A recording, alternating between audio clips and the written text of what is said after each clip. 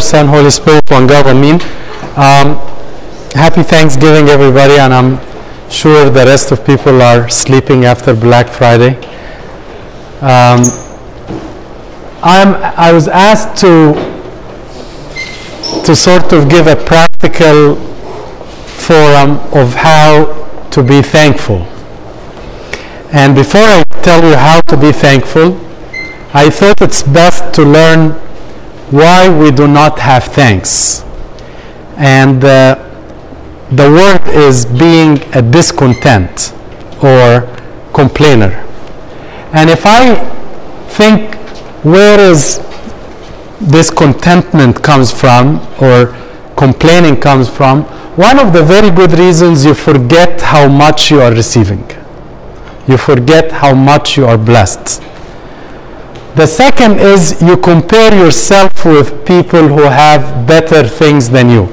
You know, the yard of the neighbor is always more greener than yours. And when you go there, you found that they are miserable. But when you look through the fence, oh, these people are richer, these people are happier, these people have better car, these people have better education, their kids, and so on. So why do we complain a lot? Because we compare, because we forget, because we are very greedy and we want more and we are not satisfied even with what we have, because we don't have faith. Because if I have faith, I will say what I have is enough, because what I got is what I need and I don't need any more. And the final and always the commonest factor in every discontentment is being prideful, because I feel I deserve more. How can I have that much only? Why don't I have more? Because I deserve more. I am worthy of more. God blessed me with this, but why can't He bless me more? I am better than him and her. Why can't I have this and this and take it from you? Because I am better than you. You do not deserve it. I deserve it. It's pride. So the main reason, and we are in the first slide, the main reasons are why are we is the discontent is the right word? Or uncontent or discontent, right? Okay. We are discontent because of these reasons. There may be more, but I'll come to some of them shortly. But what is the problem of being a whiner, a complainer, a discontent person? Today, the person who doesn't know how to be happy or content or accepting what she has or thankful of what she got is a person who is very depressed. If you look at the main item under depressed people, why are they depressed? They are depressed because they cannot be thankful. They cannot be content. They are not happy with what they have. One of the other danger of complaining that you start saying God is not good enough or God does not exist, because if He is good, He could have blessed me more because I deserve more. And you start saying He doesn't know what He's doing. He's not doing a good job.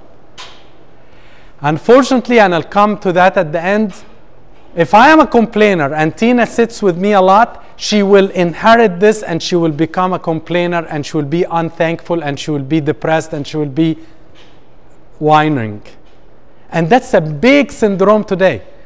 You put two people together. One of them is a whiner. The second person will go home most probably unhappy, discontent, feeling unblessed or not blessed enough, feeling that he should have deserved much more. Contagious, very contagious.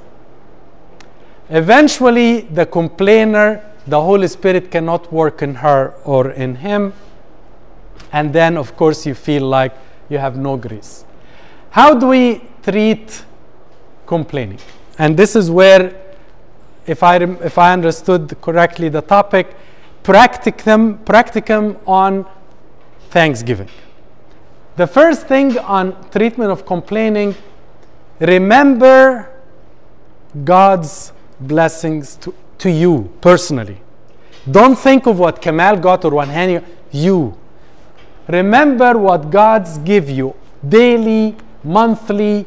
If you are even better, write down your diary how much you received in the month of February 2014, because in a month from now, when you're supposed to put your accounts and you end the year, you need to remember how much you received. And if you are forgetful, you feel, oh, I got nothing this year. And God will say, this guy doesn't deserve anything in 2015 because I gave him 2,000 and more, and he doesn't remember once to thank me for. So number one, remember God's giving daily. There is something we say in the midnight praises. We say, on each breath I praise your name. On each breath I remember or I praise your name.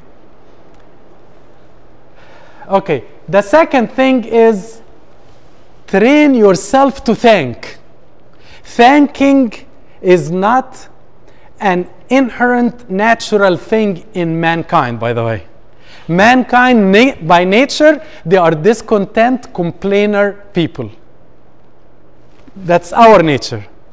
But if you want to really become content, happy, remember to train yourself and thank. Look at this, the word always and all things. I thank God always for all things. This is a person who remembers how to thank and how much to thank. He is counting his blessings. Similar verse, rejoice always, pray without ceasing, in everything give thanks. By the way, in everything give thanks needs training. Needs training.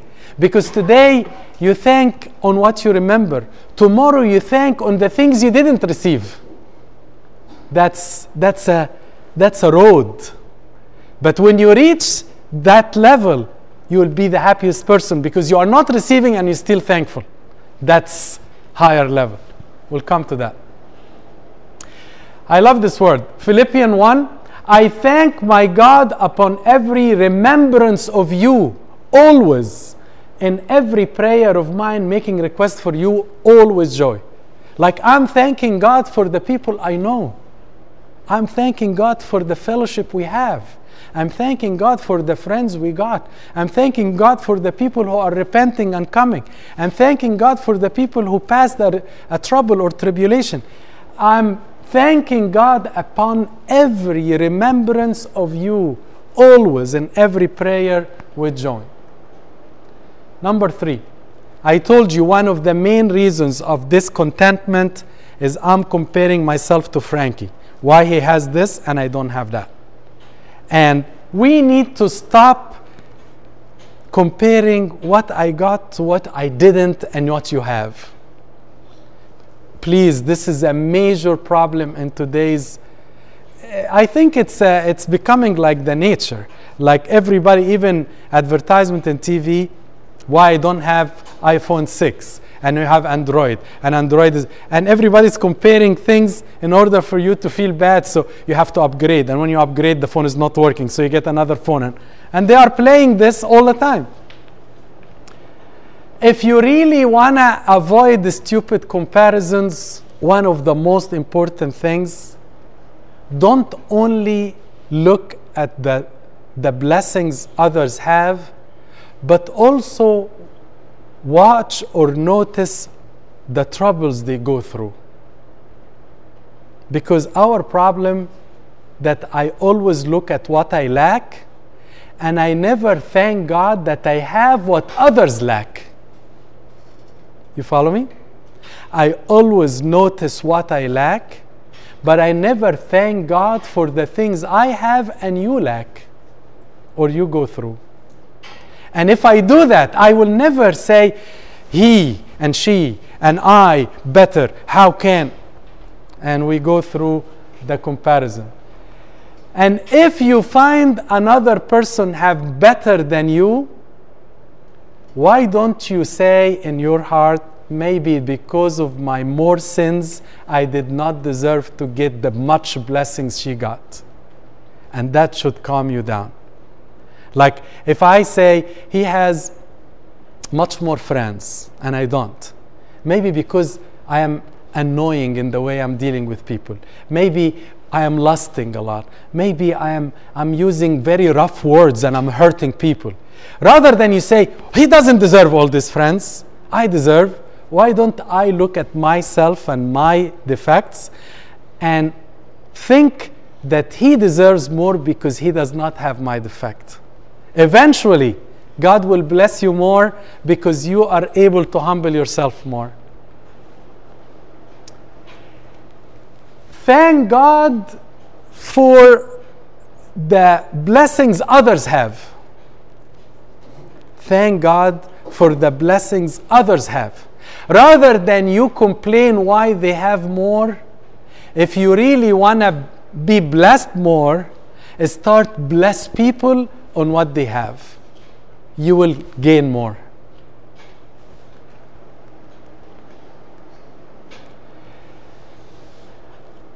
Also, another way of resisting that stupid comparison thought, remember that even if you go through problems and she doesn't have problems, some of the problems may result in good things.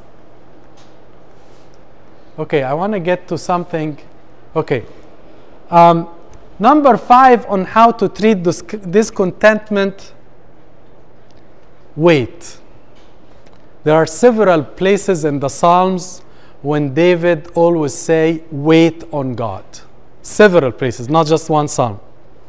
As if one of our main problem in, 4th century, no more, say 1,000 years before Christ and up till now, so 3,000 years, same thing. No patience. I want it now, and I want it even better if yesterday. And if I know how to be patient on God, if I want to know how to wait on Him, maybe I'll be more content. Because remember, if I get the blessing today, maybe a curse today. But if I wait on it and comes tomorrow, it will be a blessing then. Like I always remind myself with this idea. If Zechariah and Elizabeth got John the Baptist when they were a normal aged couple, he was 40 and she was 30, he would have not been John the Baptist. He is John the Baptist because his mom was menopause, was 80 years old, and Zechariah was, say, 90 years old. I don't know, something like that. Then it was a big blessing.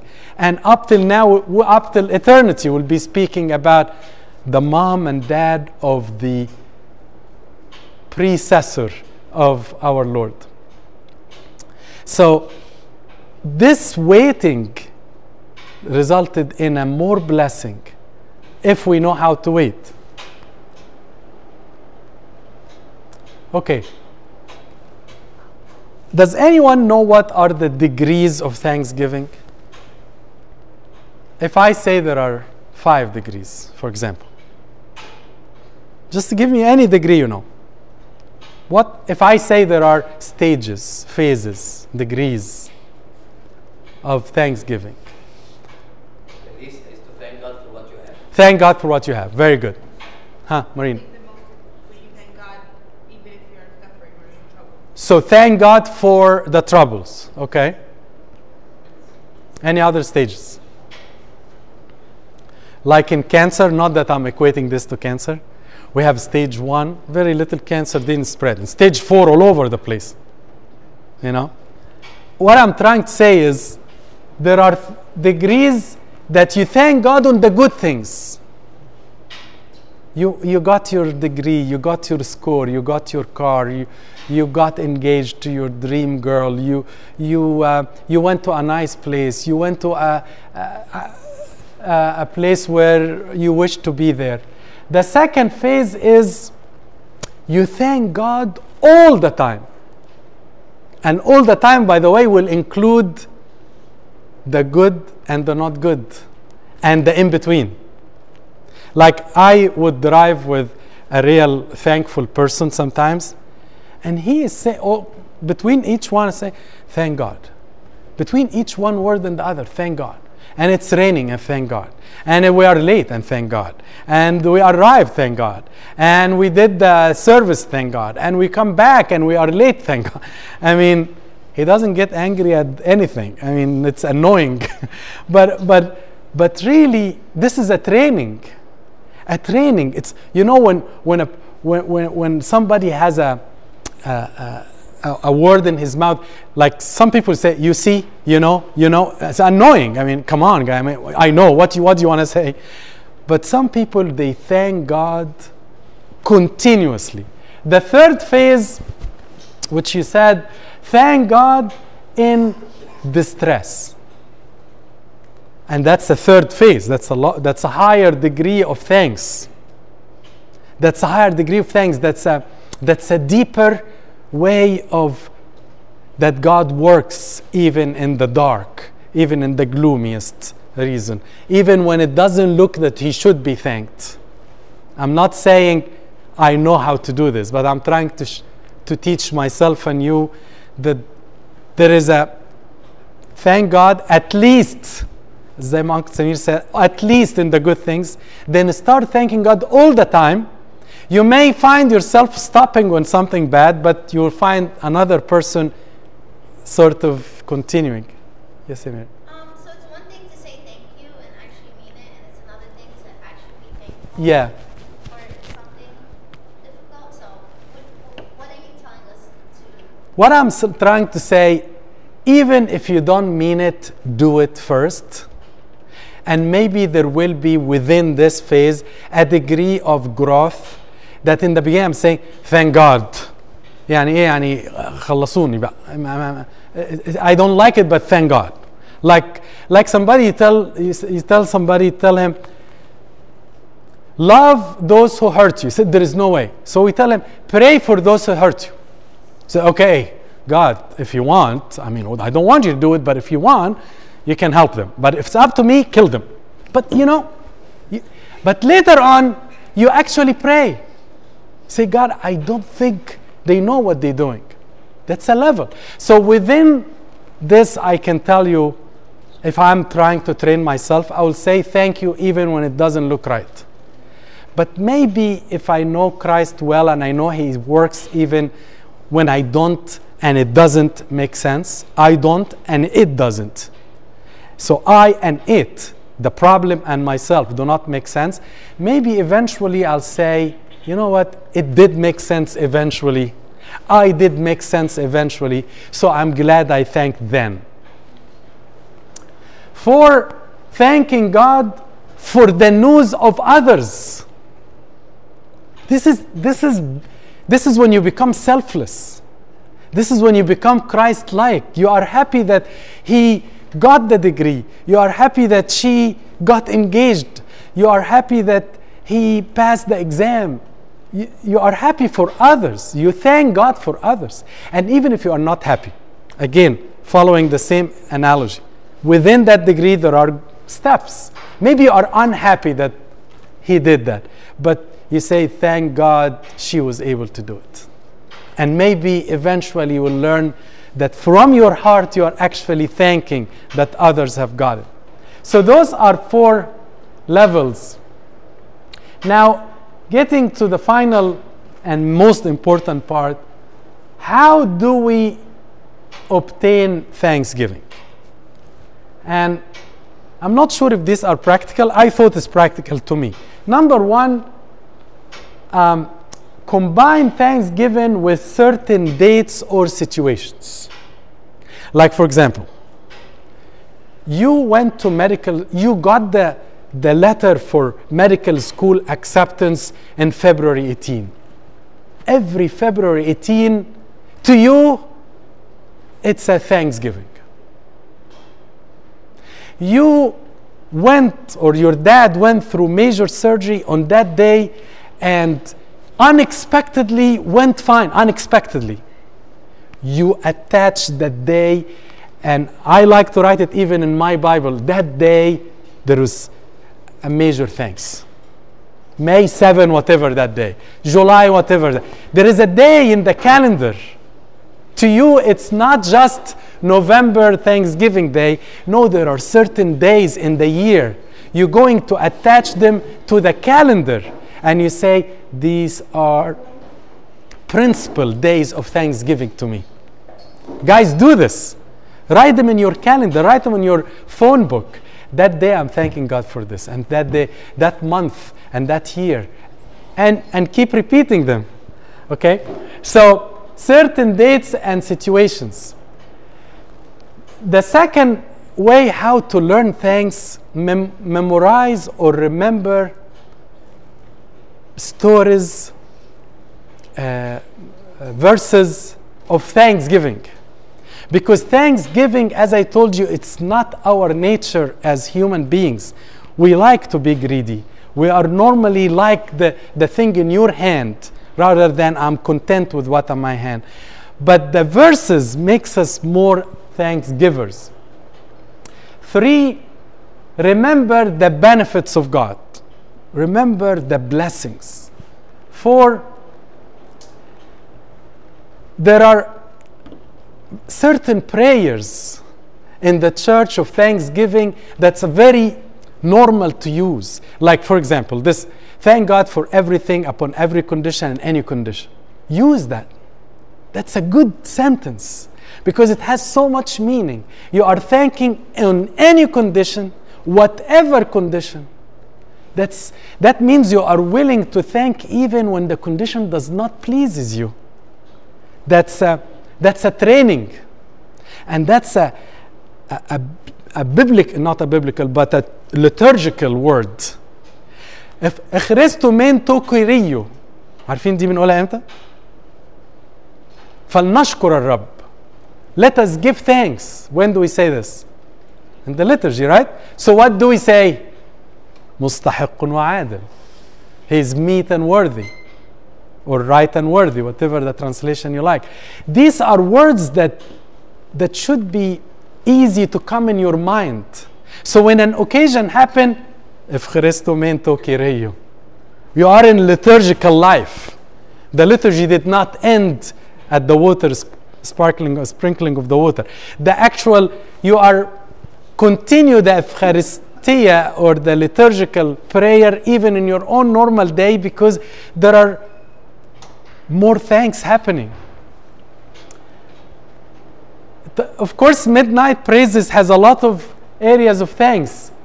Balance the value of thanks with the value of the request. You prayed so much to get an interview for something, and you got the interview.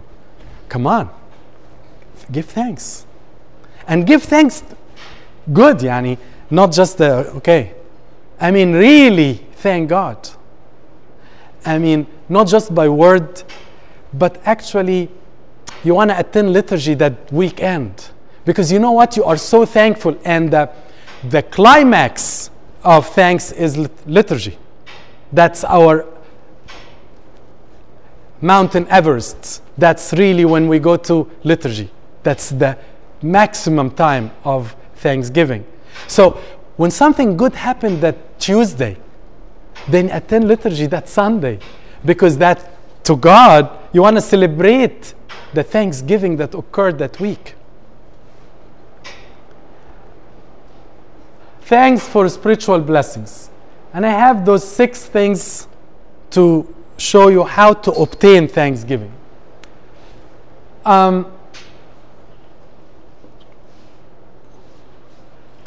Thank God on the small things. I want to tell you something. How many of us know that Jessica's dad was close to dying during the last month? Jessica Lanson. We all thought he could die. Personally, as a physician, I thought he may not make it. How many of us really thank God? It may be a small thing to me, by the way, although it shouldn't, but let me be frank with you. I mean, it wasn't in my mind every single hour of the day. I'm sorry. But it was in their mind every single hour of the day. Maybe more than every single hour. To them, is a major thing. I'm sure they are thanking God day and night. He's off ventilator. He is leaving the regular ICU. I mean, things miraculously happen. But if I say, because he is not really a blood relative to me. It's a small. Did I thank God? Did we thank God as a church, as a community, as a fellowship? I'm giving an example. Maybe some of you don't even know whom I'm talking about. But add to this example any other small thing. Do you see the weather that's good and one day it's supposed to be not good and it's really good and you thank God on? I mean, he is supposed to be thanked for good weather. He's supposed to be thanked also for a lousy weather. But really, when you wanted to do something and the weather came good, train yourself on the small things. You wanna shop for something and you find it under a real sale, major sale. And whatever you're going to pay, you're paying even half of it. Thank. I'm trying to show you practically that the smallest things in our lives should be thanked upon. And if we do that, you have a sort of a gratefulness heart, a grateful heart. Remember, one of the worst things in today's worship is hardness of heart. This is the virus, the Ebola of the churches today, of Christianity. The main virus today is our hearts are so hard.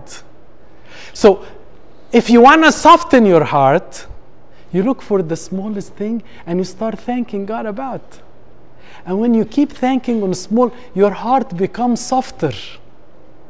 But our problem is, I need an earthquake to thank God upon because I'm so hard. Giving thanks always for all things. Number 2. Oh, we were in Ethiopia. One of the things that I learned so much in those 2-3 trips to Ethiopia, that you really see, this is, by the way, a deaf school. These kids do not hear. Okay? So for you to make face painting, and I trained myself on those kids, you have to show them you are not hurting them. So you actually draw on your face first, or you draw on your hand, or you draw on your co-servant. But you can't imagine the happiness you live with after hours of playing with those children. I mean, there are things makes me very happy, but this is one thing I'm looking forward to go again one day. So how to thank? Why do you thank? How to be thankful? When you serve people who are in really need, who are in trouble. That's why there are people who are so eager to help. And those are the people who wants to be happier, because the happiest is the one who served the most. And the most discontent is the person who's so selfish. It's my time, it's my hour, it's my rest time, it's my vacation time, it's, I know, whatever, it's my money, it's my head, it's my, why should I care? Fine. But don't ask to be happier. So, second is remember, so number 1, thank on the small things. Number 2, serve those who are in need. My wife is reading a book about Mother Teresa, so I occasionally, when she leaves it, I read a couple of sentences. I'm waiting for her to finish it. But really, I was attending with Ahmed Fahmy, the pre-servants, 2 weeks ago, and he was giving, I'm not sure if any of you, Maria I think was there, maybe a half-hour clip of Mother Teresa. I still don't understand. Those people are not from her blood. They are a different country, initially different language, and really, what can I tell you? I mean, she was getting people from the garbage, literally, from garbage areas. They were thrown in to die in. And she will take them, carry them, kiss them, clean them, feed them. I mean, and then look at anytime you see her picture, Mother Teresa, a big smile with a lot of wrinkles in her face. This woman, I think her face wrinkled from 2 things: thanks and troubles she carried for others, not her own troubles. I don't think she ever thought of her own pain or troubles or sickness or old age or anything. She was always thinking of how to make them happy and how can much pain I can carry. But she is very happy. She died very, very happy and very, very thankful because she was helping others. Number 3, think positive. Look at this verse. Do not be conformed to this world, but be transformed by the renewing of your mind. Thanksgiving is a mind change, is a mindset. صدقوني بجد. Thanksgiving, you wake up in the morning, you turn your mind into, I'm planning to be thankful that day. So every single event, every single hour, every single occasion, every single traffic, I don't know, you plan your mind to say, thank God. That's how it works. It doesn't work when you remember. It works when you plan it. You renew your mind into thanksgiving. Thanksgiving is a planned action, not a spontaneous thing. Nobody will be spontaneously thankful. That's not our nature, with all respect to all of you. We are not spontaneously thankful. You become spontaneously thankful when you are planning to be thankful maybe for years. And you remind, oh, it's 1 o'clock, I forgot to thank God up till today, up till now. And you woke up at, say, at 8. And you passed through traffic and you arrived work or school and you could have arrived late for first lecture or work. And I don't know what happened all these hours, but so you start thanking. So think positive, meaning change your mindset. So number 1, thank for the small things. 2, find people you can thank God for because of their needs. So when you are toiling and laboring for them, you come back and say 2 things. Thank God because you allowed me to labor, and thank God because you saw me, you showed me how much pains they are in, and some of them are so thankful, in spite of, not because of. Number 4, this is also another thing. One of the important things to avoid being a complainer and become more thankful, take time out sometimes when you find yourself you are complaining about many things. You find yourself complaining about him and her and it and he and she and everybody. Take a time out, go away, leave the group, and say, what's wrong with me? Why I'm complaining about everything? You come back and you start readjusting your mindset again. And then you start working ahead. Elijah. Yes. He had, if today's he saw a psychiatrist, he would give him Prozac, because he was diagnosed with major depression that day. And Elijah is a major prophet. We call him the fiery prophet.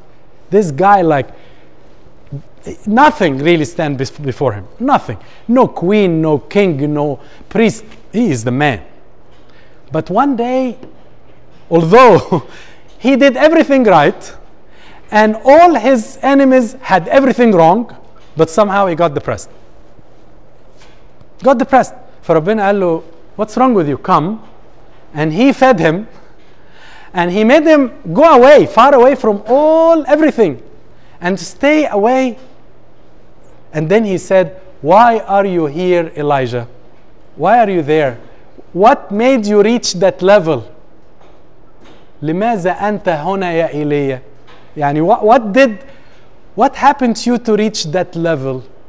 And he started thinking, okay, Jezebel she's losing. All the priests of Baal are losing. All the idols are losing. I am winning. I don't know why I'm depressed. Oh, I'll go back. I'll be fine. So what happened to me is I took a time out. I started thinking why I'm a complainer, why I'm a discontent, why I'm angry, why I'm annoyed why I'm not thankful. And I come back towards people with more thanks. 5, and this is also Thanksgiving. The people who reached it, I think they really prayed so much. God give me to be more content and more thankful. Allow me to learn how to be thankful to you and to others. By the way, I didn't mention that much, but thanksgiving to others is one of the things we lack today, and we make people unhappy. Like if I thank you a lot on any small things, you will be encouraged to do more things. But if I never say it, you will say in your heart, maybe he didn't like me, maybe whatever I did wasn't nice, maybe. Thank each other. Because when you thank God and you thank each other, you learn. So number 5, pray to have the mind of Christ. Like for example, what happened to Jonah, Yunan. I mean, this is a guy who is the most discontent. Everything was happening good. He didn't like anything. People are repenting. I want to die. It's hot, and God gives him a very nice umbrella, natural umbrella, and then he is so happy, and in the same moment, it died. I want to die. And then very bad wind comes. I want to die. Oh, come on, I mean, what's wrong with you? He is very unhappy, very unthankful. For Rabbina, he basically told them at the end, can't you see people are repenting? Can't you see even I'm going to save a whole town thanks to you? So, if we understand what is the mind of Christ, how God thinks, we will be thankful. I am thankful for what happened in Egypt. That's a major mind of Christ. There is no way. Could never have. I write mediocre plays, very annoying plays. I could have never imagined, even imagination, what happened in Egypt. I could have never write it. That they come and leave, and even good Muslims now feel that the brothers are really not the right thing for Egypt. There is no way. Did we understood the mind of God in all of this? The mind of God wasn't, he loves everyone. He loves those and those and those. But do I want to hate and want to kill and want to? That's the mind of Christ. Number 6, if you want to obtain thanksgiving, do not be a companion to the complainers. There are whiners amongst us. And if you stay with a whiner too long, you will be a whiner. You will be a complainer. You will be always unhappy about whatever happens. So, remove yourself from those who are always whining. That's not a great companionship. You love everybody, but that doesn't have to be your closest intimate friend, because at the end, you're going to learn.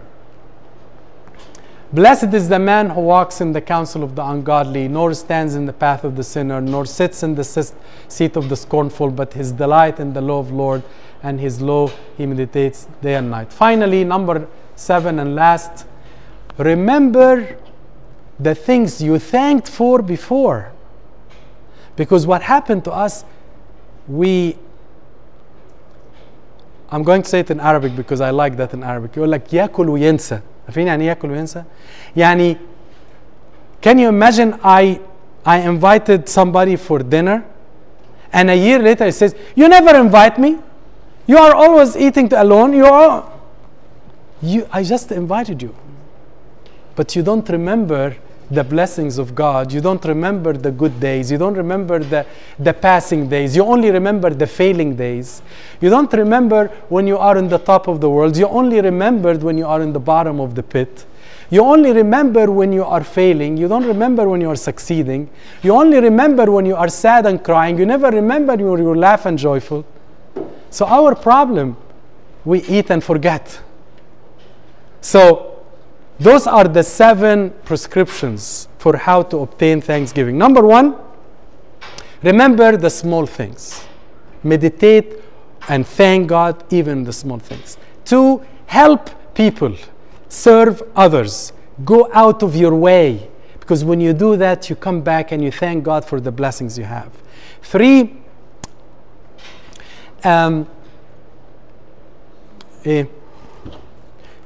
أي واحدة بقى. مثلا do not be a companion to complainers. 4, remember to learn the mind of Christ, to learn how Christ thinks. 5, remember the good days. Remember specific dates. Specific days. Okay, very good. And take time out. If you find yourself a big complainer, take a time out, think, and come back, and you will find yourself more thankful. Any questions? It's 10 o'clock. Yes? Just one comment. I'm not sure about accompanying complainer. Is that the right thing to do? Just, you know, you can talk to everybody, and if you show that you are thankful, doing good. Okay. Is the right thing to do? Okay, I'll tell you my advice, but I'm not sure if it's the right advice. If you are a very thankful person and you learn how to not to be affected by others, no problem. You can be with anyone as long as you are not you yourself being hurt by a complainer. But if you are like most of us, I wouldn't spend too long time with a complainer. That doesn't mean you don't love him. That doesn't mean you don't help him. That doesn't mean you don't be his acquaintance. But if you spend day and night with him, it's a contagious type of disease. Complaining, like if a husband and wife are, one of them complain all the time, he will have to complain all the time, unless he's really a super duper thankful. So again, use your wisdom. I'm not saying hate or don't talk to him, but if you find you are living day and night with a person who unthankful all the time, always complain on everything, remember you are going to get that disease although you are not noticing. So it's best to distance yourself. That doesn't mean again you hate. Distance yourself because you want to build your thanks first. If you build your thanks and you become a very thankful person even on the troublesome things, you probably will never be affected by anyone. Any other? One more thing, if you can give us like a training, what to do if we have like a hard time, Okay, I'll tell you one little exercise. Remember 8 o'clock, 1 o'clock, 5 o'clock. You have to remember to thank God 3 times during these times. If you notice the time came at 1 and you didn't remember, just in your heart say thank God for the last 4 hours. You can remember a specific thing if you can. The subway was supposed to didn't come and came. The test would, thank God they canceled it and I wasn't prepared. I am not sure. What I'm trying to say, why 3? Because we are asked to pray all the time. Of course, we don't pray all the time because we are always working. But if you at least lift up your heart, say, thank you, Lord, for the past few hours, that's good. Eventually, you will learn more. So 8 o'clock, because that's the time you're going to work, going to school. 1 o'clock, it's the midday. You don't want to pass the whole day without remembering God. 5, 6 p.m., that's the end of the day. And of course, at night. Any other questions? Thank you very much.